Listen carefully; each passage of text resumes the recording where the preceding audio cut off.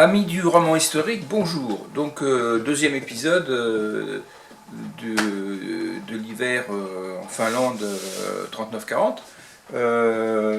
Tout ça est basé donc sur, je vous le rappelle, la dernière fois, on avait fait des lectures sur la guerre finno-soviétique de Louis Clerc, novembre 1939, mars 40. Donc c'est la période où il y a eu la guerre entre la Finlande et l'Union soviétique. Donc l'Union soviétique a prétendu que les Finlandais les avaient attaqués. La vérité absolue, c'est que c'est bien les Russes qui ont attaqué. Hein. Voilà. Donc l'histoire se répète, hein, parce que c'est très parlant par rapport à ce qui s'est passé en Ukraine plus récemment. Voilà, donc je vous rappelle que ça c'était édité à Economica. Et que c'est une base historique très intéressante. C'est d'ailleurs cité par Olivier Norek hein, dans sa bibliographie à la fin, donc, fin de son livre. Donc bibliographie, il cite un certain nombre d'ouvrages qu'il a consultés. En tout premier, il cite ce livre, hein, la guerre finno-soviétique. Après, il met Tempête de feu à Kola de Anu Nasarka, Soldat inconnu de Vaino Lina, donc tout ça c'est des Finlandais, la guerre de face de Martha Goldhorn, etc., etc. Mais donc, puisqu'il le met en premier, j'imagine qu'il a surtout consulté celui-ci. Alors, Olivier Norek, c'est un romancier à succès de polar. Et puis, soudainement, en 2024, parce que c'était édité en 2024, ce livre, il a fait, comme il dit, du roman blanc. Je connaissais même pas le terme, moi, je dois dire. Et donc, j'ai vu de ses interviews. Et donc, c'est du roman. C'est pas du roman noir, quoi, c'est ce qu'il veut dire. Hein. C'est un autre genre de récit moins classifiable. Moi j'ai tendance à classifier plutôt dans les romans historiques, hein, bien que ce soit un roman où il y a peu de personnages fictifs et uniquement des personnages historiques. Mais on peut faire du roman historique avec uniquement des personnages historiques. Donc ça a été édité en 2024 chez Michel Lafon. Alors Olivier Norek est l'auteur des romans policiers Code 93, Territoire, Surtension, Surface, dans les brumes de Kaplan, qui ont reçu de nombreux prix littéraires et ont été traduits dans le monde entier. Son passé de logisticien humanitaire en Guyane, en Yougoslavie, et sa volonté d'engagement le conduisent aussi à explorer des sujets de société majeurs. C'est un ancien policier aussi, hein, je crois qu'il était militaire, voilà, il y a une cinquantaine d'années, et il a de grands succès littéraires, et il faut reconnaître que ce livre est une merveille. C'est très bien écrit, le sujet est extraordinaire, il a passé à l'entendre autant de temps en plein hiver en Finlande pour comprendre l'ambiance de cette guerre. Donc il a dû passer, je ne sais pas, l'hiver 22 et 23 ou 23 de novembre à mars hein, là-bas. Et puis il s'est documenté auprès des chercheurs, notamment j'imagine Louis Clerc, etc. Et puis d'autres gens sur place en Finlande. Donc là, je vais vous lire des passages, vous allez voir, c'est bien écrit, c'est agréable, ça donne vraiment envie de le lire. Alors, étonnamment, il n'a reçu aucun grand prix littéraire, il en a reçu, hein, je crois, mais pas le prix Goncourt, pas le Renaudot, etc. Je crois qu'il a reçu le prix Renaudot lycéen, mais pas de très grand et renommé prix littéraire, alors que ça le vaut largement. Il y a plein de gens il y a plein d'écrivains qui auraient dû avoir tel et tel prix, mais bon, il n'y a pas 1000 prix, quoi, d'importance. Alors, page 15, un pays de 22 ans. Voilà, page 15, un pays de 22 ans. Car ça a souvent été occupé, la Finlande, soit par la Suède, soit par la Russie, et en 1918, c'est devenu un pays indépendant, parce que c'est une culture indépendante, une langue particulière, c'est pas du russe, c'est pas du suédois, c'est une langue finno-hongrienne, hein, c'est une langue qui vient d'Asie, mais parlée par des gens qui sont européens en réalité. Hein. C'est le cas de la Hongrie aussi, de l'Estonie. Voilà. Alors, longtemps, la Finlande appartint à d'autres. Pendant des siècles, elle fut une partie du royaume de Suède. Et pour un siècle encore, elle passa sous la souveraineté de la Russie. Elle dut attendre 1917 pour gagner son indépendance. En 1939, ce pays avait 22 ans. 22 ans ne font pas un homme, encore moins une nation. Dans une tempête de plomb et de feu, l'armée rouge de Staline, la plus grande armée du monde, déferla sur cette nation neutre et mal armée dans un conflit que l'histoire appellera la guerre d'hiver. Les terribles événements qui font le sujet de ce roman se sont produits à cette date en Finlande, à Kola, mais aussi sur son isthme en Carélie, dans ses glaces à Petsamo, des côtes de son golfe jusqu'aux confins de Laponie. Imaginez un pays minuscule, imaginez-en un autre gigantesque. Enfin, c'est étonnant qu'ils disent ça, parce que je ne vais pas regarder la superficie, mais la Finlande, c'est pas minuscule hein, quand même. Mais bon, par rapport à l'Union soviétique, j'allais dire la Russie, mais l'Union soviétique c'était encore pire. L'Union soviétique c'était immense, hein, c'était le plus grand pays du monde. La Russie l'est toujours, malgré le fait qu'il ait perdu un certain nombre de républiques. Imaginez maintenant qu'ils s'affrontent. 20 millions de buts et la terre manqua de s'ouvrir en deux lorsque la Russie en frappa les Corses au même endroit chaque jour pendant plus de 100 jours. Des colonnes de chars contre de vieux fusils. 1 million de soldats rouges contre des ouvriers et des paysans. Mais le conflit passé raconte qu'il faut 5 soldats entraînés pour affronter un homme seul qui se bat pour sa terre, sa patrie et les siens. Les mains accrochées à sa carabine, sentinelle derrière la porte de sa ferme barricadée. Et un homme seul peut changer le cours de l'histoire. Au cœur du plus mordant de ces hivers, au cœur de la guerre la plus meurtrière de son histoire, la Finlande vit naître une légende. La légende de Simo Häyhä, la mort blanche. D'ailleurs, je pense que le titre La mort blanche aurait été mieux que Les guerriers de l'hiver. Mais bon, il fait ce qu'il veut, hein, Olivier de Norek. Mais il a dû penser que ça ferait trop roman policier. C'est peut-être pas grave. La mort blanche, c'est quand même le surnom de Simo Häyhä. Il y avait pourtant eu des jours heureux, une paix chérie. Il y avait eu un avant, un peu avant l'enfer. Bon, ça c'est bien écrit, hein, pour connaître. Page 26. Simo Häyhä. Page 26. Donc on va rencontrer Simo Häyhä. Simo n'était qu'un apprenti soldat des gardes civiles. L'officier avec lequel il rivalisait était lui un militaire de carrière, et la côte allait naturellement dans son sens. 5 marques sur l'officier, c'est un concours de tir. C'est un instructeur, comment pourrait-il être battu? Je rajoute 10 marques sur l'officier. Pas de précipitation, messieurs, vous aurez tous l'occasion de perdre votre bon argent, les provoqua Toivo.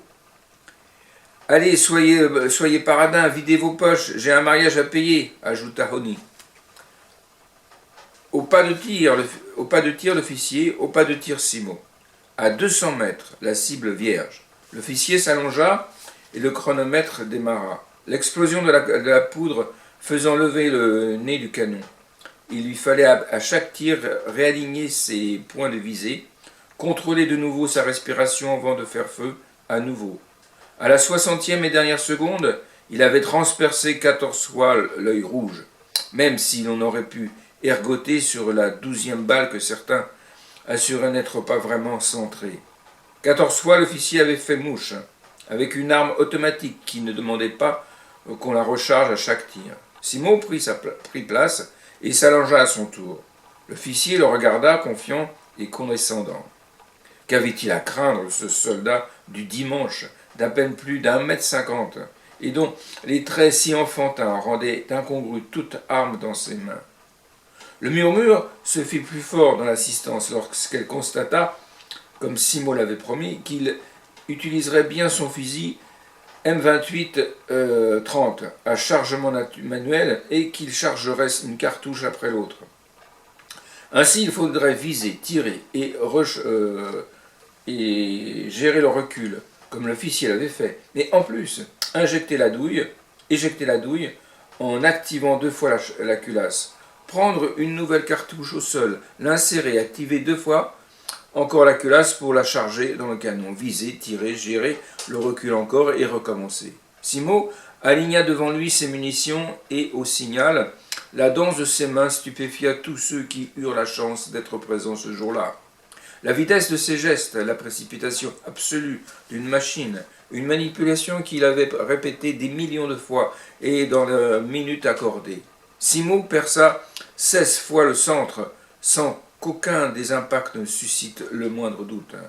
Qu'un homme soit capable de tirer mieux et plus vite au fusil à chargement manuel qu'un autre au fusil automatique était tout simplement impossible. C'était en tout cas ce que tout le monde avait cru jusqu'à ce jour, et l'officier quitta la place le pas de tir humilié, sans même féliciter son adversaire. Voilà, donc il a gagné, petit à terre. Mais voilà, c'est pour situer le personnage. Page 35, Carl Gustav Mannerheim. Alors, page 35, Carl Gustav. Page 35. Donc c'est le commandant en chef des armées de Finlande. Conseil de la défense nationale. Karkuvuarankatu. C'est une langue qui nous est très étrangère. Numéro 21, Helsinki. Donc ça c'est plus facile. Carl Gustav Mannerheim, qui devait être d'origine plutôt suédoise, était le président du Conseil de la défense nationale de Finlande, mais à le regarder, la chose était insoupçonnable. Grand et élancé, septuagénaire, à la belle moustache, le regard vif et perçant, dandy ou détective privé d'un Conan Doyle lui convenait mieux. Il avait marié la fille d'un général pour assurer sa carrière. Et s'il avait été un prêtre marié jusqu'au divorce, ses 2 filles en firent un bon père. Ses 2 filles en firent un bon père. S'il était un piètre mari jusqu'au divorce, ses 2 filles en firent un bon père. Un père aimant et protecteur. Dans une Finlande qui avait des homosexuels la même opinion que le reste de l'Europe, il avait installé Anastasia à Paris et Sophie à Londres. Là-bas, dans ces capitales moins obtuses, elle pouvait vivre et aimer librement. Et c'est à Anastasia la Parisienne, loin des menaces qui planaient sur son pays natal, qu'il pouvait, à elle seulement, avouer son malheur. Je vais encore soumettre au président ma démission puisque personne ne semble m'écouter. Et si l'on ne m'écoute pas, que l'on entende au moins les demandes de Staline. Veut-il un morceau du pays, un port ou une base militaire? Veut-il installer chez nous ses soldats pour se rassurer de l'essor du Troisième Reich et des craintes d'un Adolphe qui marche sur l'Europe, qu'on lui donne enfin? J'ai été soldat de l'armée du Tsar alors que la Finlande appartenait encore à la Russie. Je sais leur détermination. Je les connais mieux qu'ils ne se connaissent eux-mêmes. Cédons un peu pour ne pas tout perdre. Cédons ou préparons-nous à nous battre, car nous sommes au milieu, innocents, vulnérables, à préparer les Jeux Olympiques. Ils n'auront lieu qu'en 1948 en fait. Le lieu des nobles luttes, assure le président. Mais la lutte n'est pas la guerre, et de noblesse dans la guerre, je ne connais aucune. Ne pas écouter les demandes de Staline est imprudent. Ne pas prévoir sa colère est une terrible erreur. Oui, nous sommes là au milieu, au voisinage de l'aigle et de l'ours, à l'abri nous sous notre neutralité, ce bien faible bouclier, persuadé que l'orage passera sans que la pluie ne nous touche. Le Ragnarok, fin du monde prophétique dans la mythologie nordique, arrive. Je l'entends.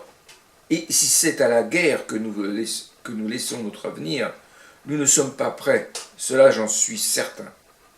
Mannerheim se relut en massant sa main qu'une vieille brosse d'une demi-tonne avait écrasé, il y a des années de cela, et que le forçait désormais à écrire d'une manière contrariée, excusez-moi.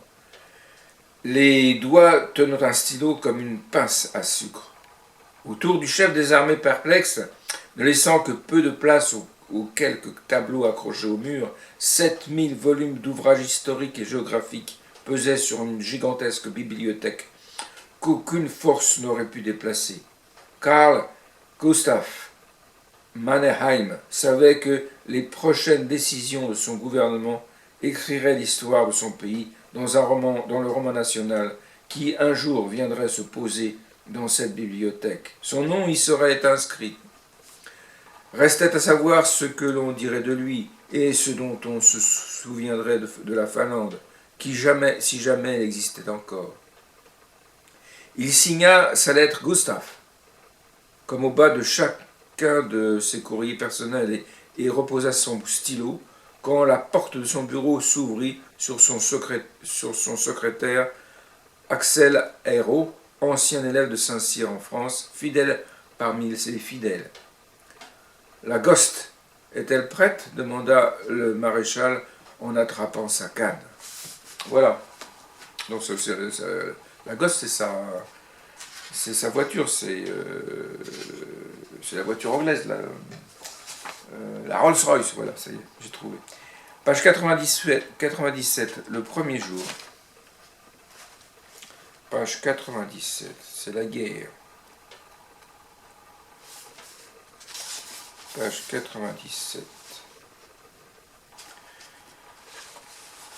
30 novembre 1939, premier jour du conflit finno-russe. Au lendemain des déclarations de Molotov, il suffisait de lire entre les lignes pour comprendre que le ciel allait s'assombrir. Mannerheim avait été exfiltré dans le centre de la Finlande, là où Axel Hérault avait réquisitionné dans la ville de Mikkeli un ensemble de bâtiments qui deviendrait bientôt le quartier général principal. Axel avait sincèrement cru avoir plus de temps, et c'est manquant de ce temps qu'il houspillait ses deux filles perdues dans leur chambre, valise ouverte, à ne savoir quoi mettre dedans. Plus vite, mes amours, je vous en supplie, faites plus vite. Je vous rachèterai tout ce que vous avez laissé derrière vous, je vous le promets. À quelques kilomètres de là, en Russie, face aux bombardiers SB-2 flambant neuf, alignés sur le tarmac de l'aéroport, l'officier supérieur haranguait ses pilotes d'une voix vibrante. Dans sa bouche, les mots du dictateur. Alors que leurs soldats seront au front, les yeux rivés sur la frontière qui nous sépare, nous bombarderons les villes qu'ils auront laissées sans protection, leurs maisons, leurs femmes et leurs enfants. Toucher l'ennemi en son cœur pour terroriser, paralyser, annihiler jusqu'aux racines de leurs résistances, les frapper dans ce qu'ils ont de plus cher. Jamais guerre n'aura été aussi courte. L'arme utile de Staline sera psychologique. L'arme ultime de Staline sera psychologique. Plus il serait cruel, en est-il convaincu, plus rapide serait la reddition. Et pour cela, il fallait viser les civils. Voilà, rien ne change en fait, hein, que ce soit la Finlande ou l'Ukraine. Sauf que ça ne marche pas. Voilà, la cruauté finalement ne marche pas. Page 139, Jutilehinen. Page 139.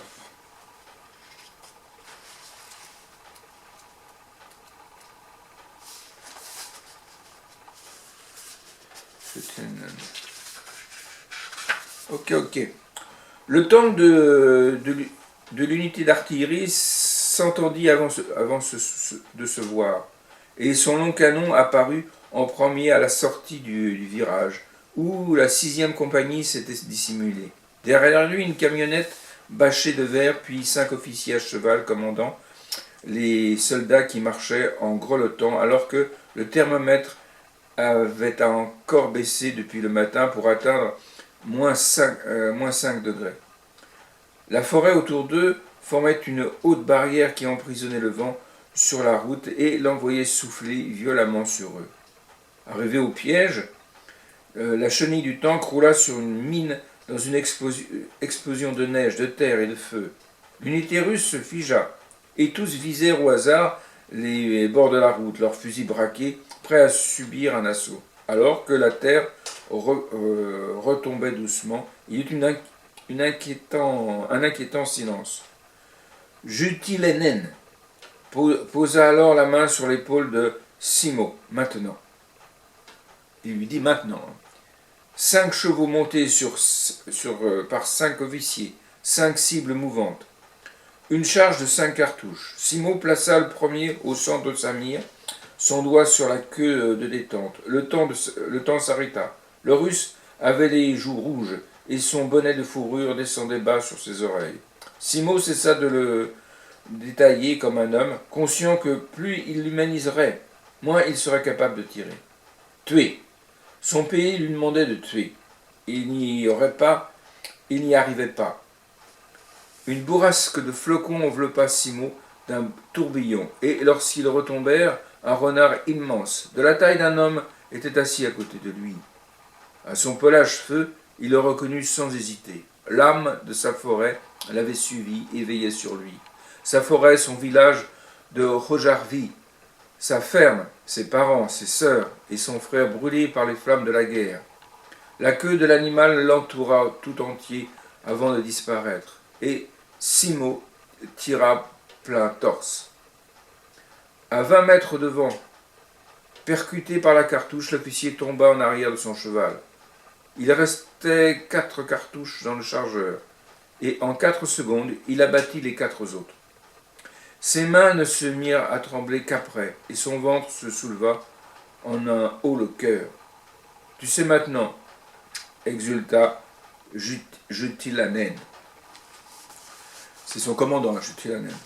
Face à leur tank immobilisé, à la chenille déraillée, et à leurs officiers dont le sang chaud faisait fondre la neige, avant de geler lui-même, l'unité russe battit en retraite en opérant un demi-tour pour ne pas marcher sur d'autres mines. Ils découvrirent alors que, pendant cette première salve, une mitrailleuse finlandaise avait été tirée au milieu de la route. Araignée métallique enfoncée dans le sol, un homme à la gâchette, un autre portant la bande de munitions, et un dernier chargé de la refroidir à l'eau. Elle crachait le feu sans discontinuer, tandis que, de part et d'autre, cachés dans la forêt, les soldats blancs tiraient aussi, jusqu'à ce que plus un homme ne soit debout. Puis les armes se turent. Il y eut un faux calme au cours duquel ne s'entendit plus que le râle de ceux qui n'avaient pas eu la chance de mourir sur le coup. Jutilanen chuchota son ordre à Simo, puis un autre à Oni. Le reste des soldats gardèrent leur position. Devant eux, la trappe du tank s'ouvrit, et hésitante. Une tête en dépassa.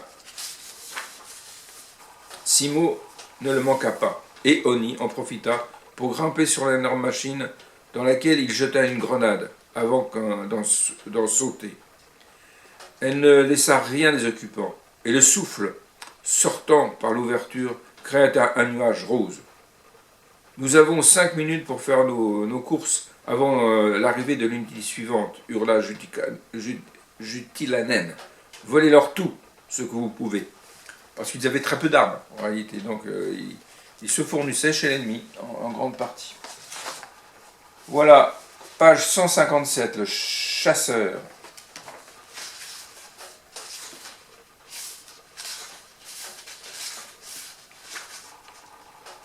Le chasseur. 157, chasseur.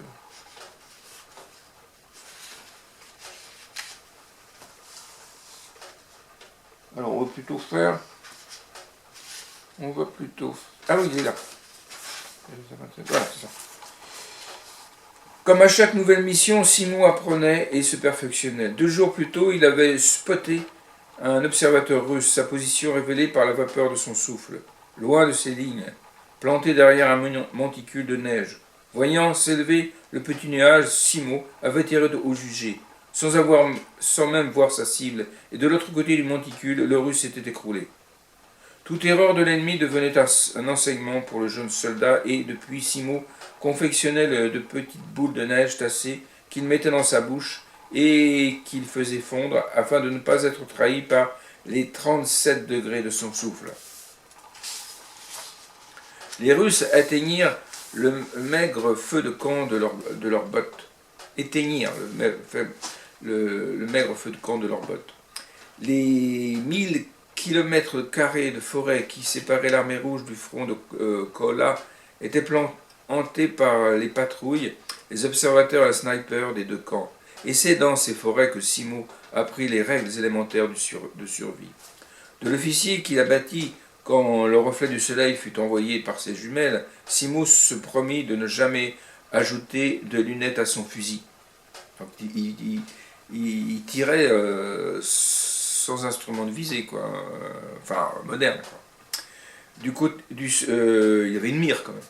Du soldat qu'il touchait en pleine tête quand il fut trahi par le métal de son canon, qu'il brillait au loin, Simo prit l'habitude, jusqu'avant de quitter le campement, d'appliquer sur le sien une couche de cendre. Du tireur embusqué qui souffrait du froid abandonna sa position et qu'il descendit au premier pas, Simo apprit à rester immobile des heures durant, quelle que soit la température, en contrôlant son corps et en ralentissant son cœur. Ils éteignent leur feu, souffla Jutilenen. Ils récupèrent leurs mitraillettes. Ils vont lever le camp. C'est une patrouille isolée, fit remarquer Carlson. Ils ne sont que 6. Ah oui, Carlson, c'est encore un nom suédois. Il y a un certain nombre de Suédois dans la population finlandaise. Mais à 200 km, ils auront tout le temps de nous voir arriver et d'appeler du renfort par radio. Derrière Carlson, les 50 hommes du CC-1, tous chaussés de leurs skis de fond, étaient prêts à donner l'assaut. Mais Jutilenen posa la main sur l'épaule de Simo, et ce dernier acquiesça. 5 cartouches dans le chargeur. 6 cibles. Il faudrait être rapide. Depuis 10 jours, Simo avait arrêté de compter les morts qu'il accumulait, même si sa conscience le faisait pour lui. Il n'était pas devenu insensible ou inhumain, il avait juste rêvé, et ce rêve l'avait changé. Il y avait son père et lui, sa forêt, et face à eux, un ours immense, au pelage ténèbres et aux yeux rouges. Tue-le, avait ordonné son père. Mais l'index de Simo était resté bloqué, incapable d'appuyer sur la queue de détente. Et sous ses yeux, l'ours ne cessait de grandir, grognant, couchant le jeune arbre et brisant les branches sur son passage alors qu'il fondait sur eux. Tue-le ou regarde-le manger nos bêtes. Vois sa mâchoire est si grande qu'il pourrait même avaler notre ferme. Tu le sais, c'est lui ou nous. Le coup de feu était enfin parti et avait réveillé Simon en sursaut, mais en paix. Depuis ce rêve, les Russes étaient devenus des prédateurs, et Simo ne leur faisait pas la guerre, il les chassait. Et enfin, page 290, Alliance. Page 290.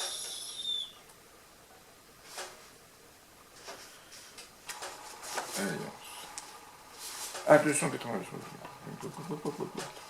200. T'es où toi 290. Alors, 290. Allez, c'est bon. Après 30 jours de conflit, la Finlande avait compris qu'elle se battrait seule. Il fallait donc acheter des arbres et des munitions encore et trouver de l'argent. Toujours plus d'argent. Toujours, le monde ne change toujours pas hein, à ce niveau-là. Bien sûr, il y avait de l'or partout, mais il valait bien plus que sa valeur marchande. Il y avait de l'or, mais les Finlandaises accepteraient-elles de s'en séparer? Pourtant, dès le lendemain de l'annonce radio, et contre toute attente, d'interminables files se constituèrent devant chaque point de récolte et grossirent au fil de la journée. Il n'y avait que des femmes, uniquement des femmes. Et parmi elles, coiffée d'un fichu noir, une enfant dans les bras, une autre impatiente accrochée à sa jambe, une dame attendait son tour, visiblement épuisée. Voulez-vous passer devant, madame proposa sa voisine, jolie blonde au corps massif et au regard bienveillant. Je n'oserais pas demander. J'ai donné mon sang ce matin pour les hôpitaux des fronts, mais je ne me doutais pas que cela me fatiguerait autant. Voulez-vous que je vous l'apporte un instant demanda-t-elle en désignant le petit animal accroché au cou de sa mère. Je veux bien, mais je ne suis pas sûr qu'elle, passant d'une paire de bras à un autre, la gamine eut un moment d'incertitude, puis se leva, sans attendre, dans le cou de l'inconnu. En avait-elle mangé ou venait-elle d'en faire cuire? Qu'importe, la femme sentait le pain chaud, et il suffisait à l'enfant de fermer les yeux pour se retrouver dans une boulangerie imaginaire et rassurante. Suivante, annonça le préposé en uniforme d'honneur. Un carnet noirci de noms et d'adresses posé sur sa table à tréteau, aligné parallèle à une grande boîte en fer ouverte, à la serrure de laquelle pendait un lourd cadenas. La femme, au fichu noir, regarda une dernière fois son alliance, la fit glisser non sans difficulté le long de son annulaire gauche, laissant partir avec ces quelques grammes d'or le oui qu'ils avaient échangé il y a si longtemps. Cette bague, avec 200 000 os, serait fondue pour faire des lingots, et les lingots seraient vendus pour poursuivre la guerre, dans une surprenante alchimie, transformant l'or en plomb. La préposée déposa la bague dans la boîte, nota l'identité de sa propriétaire, lui remit un récépissé et lui tendit en échange une nouvelle alliance en fer simple, gravée de la rose finlandaise. Merci de votre contribution. Suivante. À celle qui avait répondu à cet effort de guerre, on proposait une pâtisserie et un café. Abrités du vent et de la neige, sous une grande cabane en bois, et c'est là que deux femmes se retrouvèrent.